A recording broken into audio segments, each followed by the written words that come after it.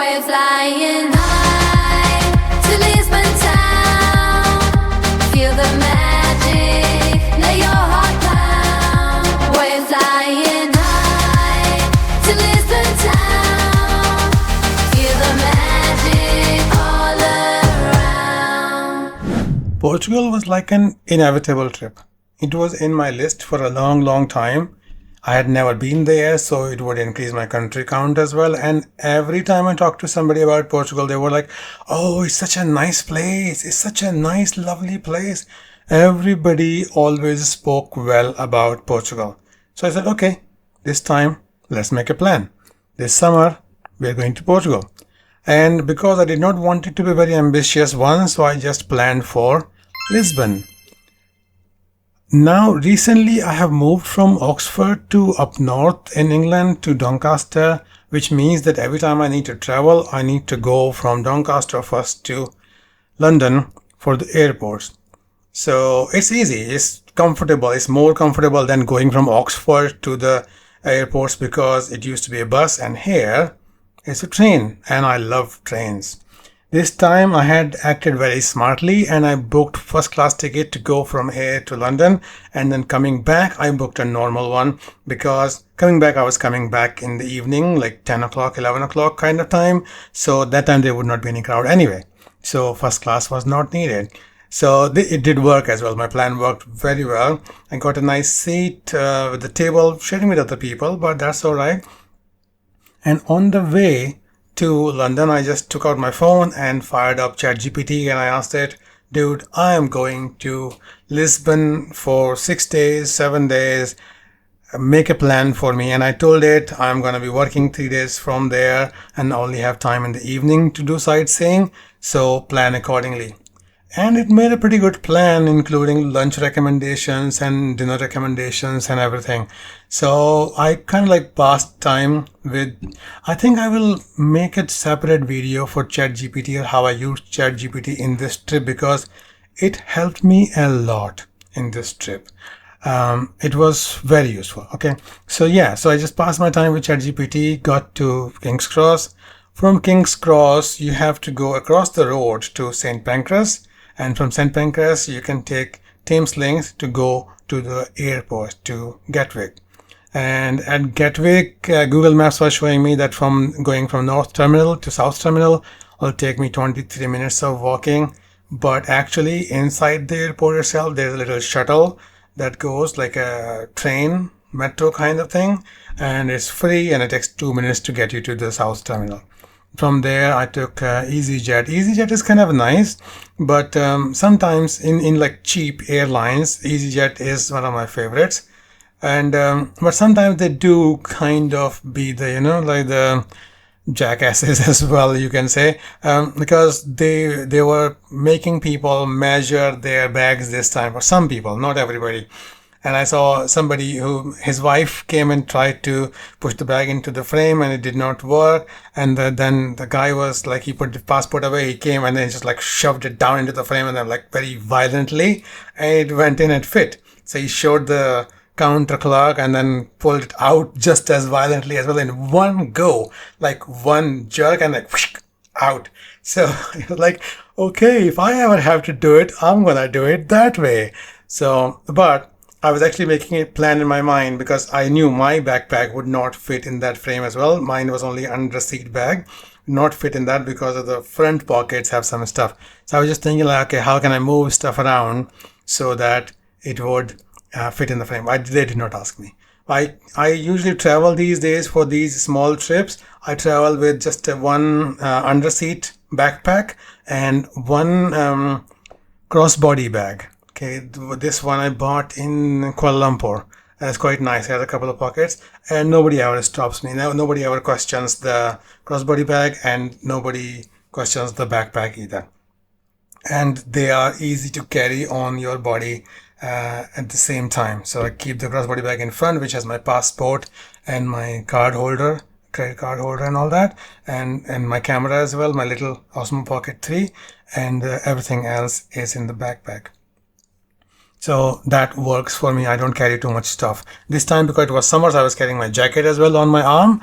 But that was okay. When you live in England, this is the tragedy of your life. You always have to carry a jacket, no matter how hot it is, because it can anytime it can turn cloudy and gray and cold. Okay, so that's the tragedy of my life, but I can't do anything about it. So once I was there, then I did not carry my jacket in Portugal very much. And in the plane, I had taken a seat just forward of the wings because that's the place where you would get the least amount of turbulence. I hate turbulence. I'm very scared of turbulence if I get bad turbulence. Getting better, I think, with little bit experience, but yeah, still don't like it. So I put it in front so that you can see out the window as well, because if you are on the wings or behind the wings, then you can't actually see out the window.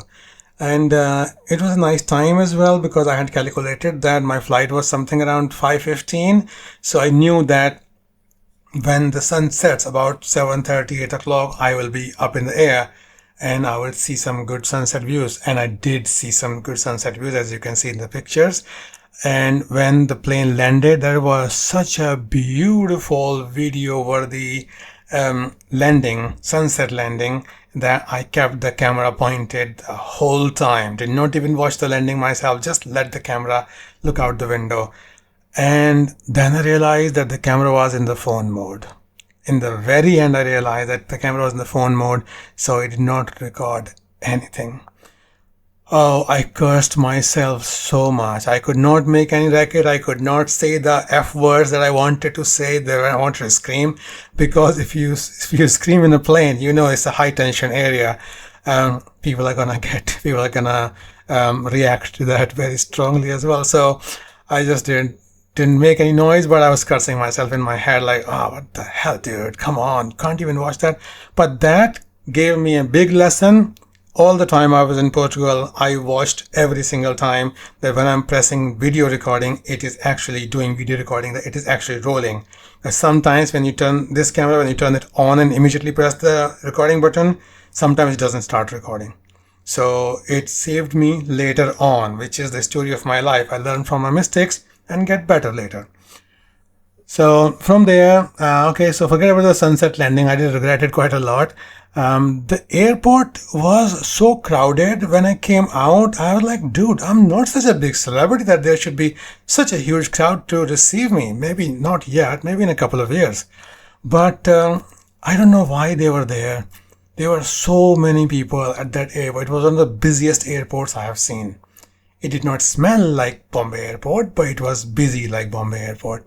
So, but anyway, I did not have to buy any SIM card there because my Smarty card was going to do free roaming there, and I did not need to take any currency out because I was going to use my Monzo card.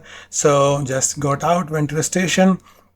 Now I had made one mistake in this trip, and that was the most expensive mistake I made, which was that I bought the Lisbon card.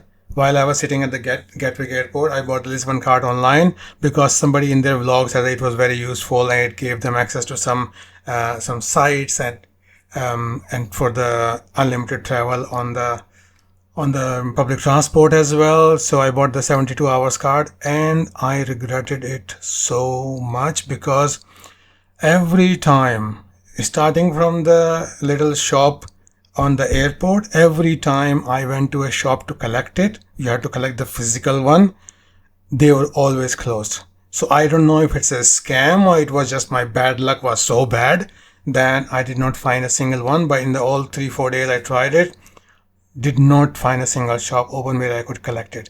So if you are going to Lisbon, don't buy a Lisbon card. That would be my advice. Anyway, from there, I did not need the unlimited travel because I could just pay by my credit card on the sensors on the gate. So somebody who was helping there was a staff helping people buy tickets from the vending machines, and this guy told me that you can, if you have credit card, you can just use that. So I used my phone or credit card for the rest of the time. It was quite easy. But on the buses, it doesn't work on the buses, so you have to buy the ticket for the buses beforehand. On the train, metro, yeah, perfectly fine.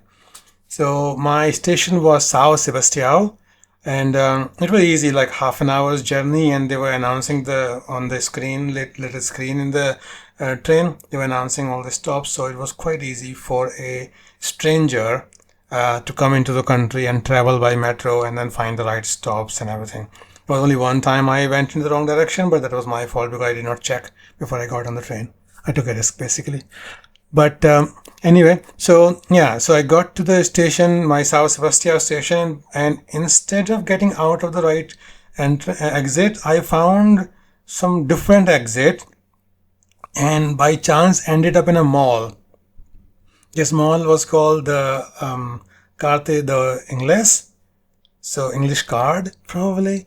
But yeah, it worked out well in my favor because I thought this is like 10 o'clock at night, might as well take some food from the mall so that I don't have to go and find food there. And I asked a couple of shops as to like, okay, do you have anything vegetarian?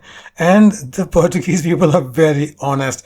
They don't try to find like, oh, you can have this salad, you can have this, nothing like that. No, they just go, nope. You have anything vegetarian? Nope, nothing at all, nothing at all. So yeah, and also here's the funny thing. I found that if some people did not speak English, quite a lot of people do speak English there. It's easy, but some people did not. So when I say vegetarian, they don't understand.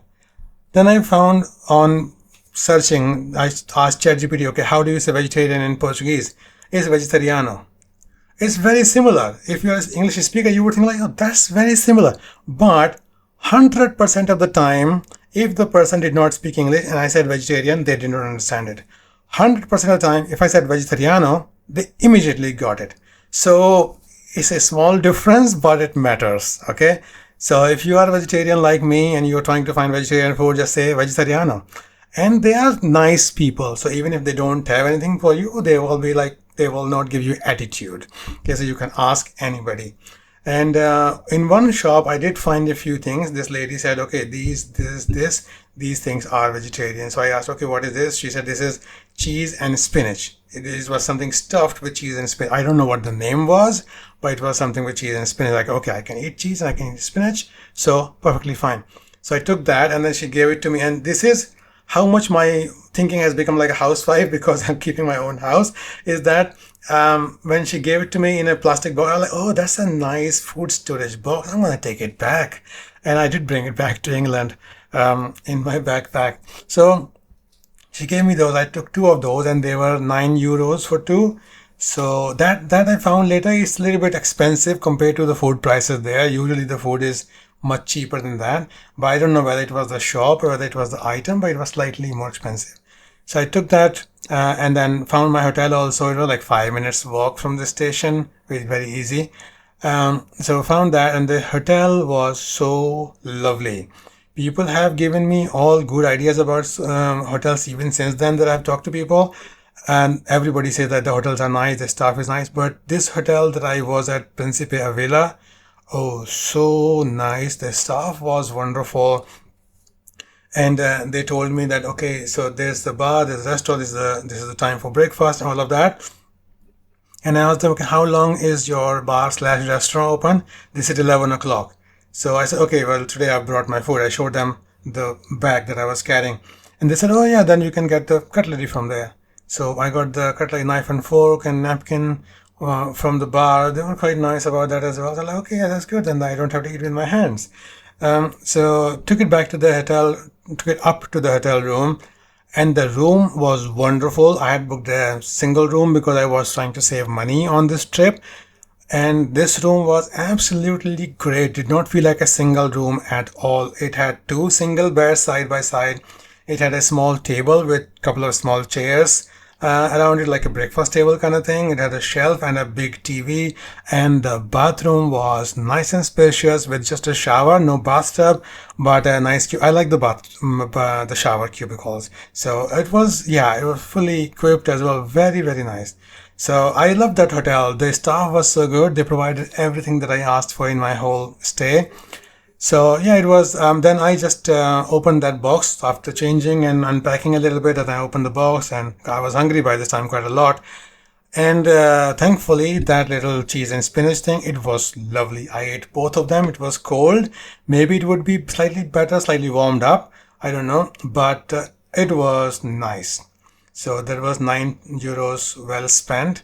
And then after that, yeah, it was just made some notes for my day, and then went to bed in that little nice bed. The bed was nice as well, because next day I had a whole day of sightseeing ahead of me. I will tell you the story of the next day, but you have to subscribe so that you don't miss any videos. There's more videos coming from this Lisbon trip. It was a good trip, and there are so many nice stories that I have to tell you. Okay, so make sure that you like and subscribe, and then I'll see you in the next one. Bye bye.